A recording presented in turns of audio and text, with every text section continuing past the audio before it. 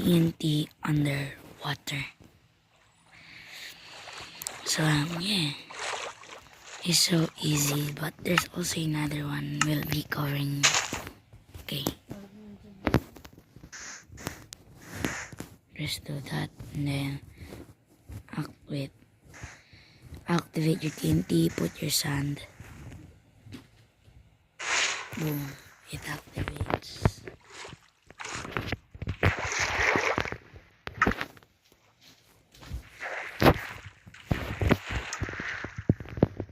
So that's just as easy if you don't like that, because you're gonna tap it. Just like that. Dot. And go and then activate. Boom. Then boom. Yeah. But when you don't have it lessens its performance.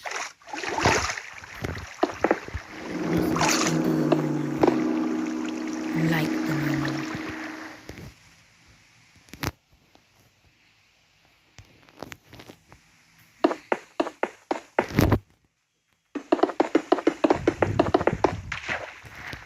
Yeah, so yeah, that's basically how to do it. But the other one, but yeah, make sure you're trapping it, because if it doesn't, look at this. It just move. That's why you need to trap it. You're just gonna trap it so that it doesn't move.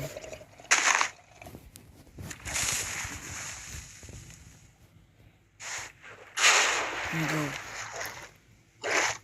Okay, so the other one, for this, to do this, you're gonna need to turn on Education Edition. Okay, this you're gonna need crafting table, and also we're gonna need sodium in case. Okay, and then we're gonna need lint and steel. Okay, so yeah, for this you're gonna turn on Education Edition.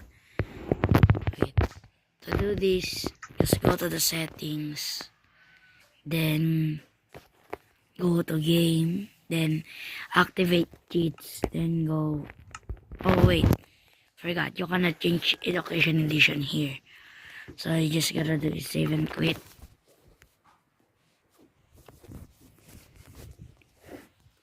Done. And go see Education Edition has been turned on. That's why it's just like that. Okay, so yeah. Anyways, now you gotta craft.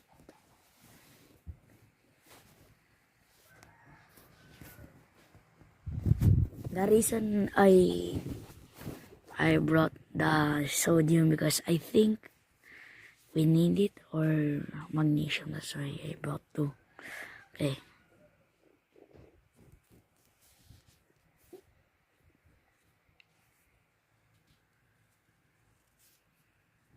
Okay.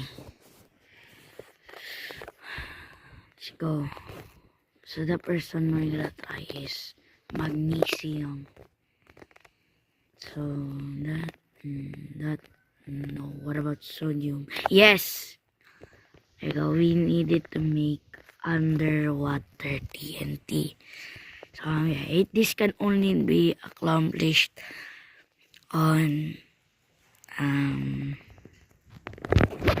this can be only accomplished on Education Edition Minecraft. So yeah, it's just easy like that.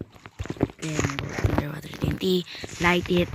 You don't need any sand, and it basically acts like a normal TNT. So you can put whatever you want.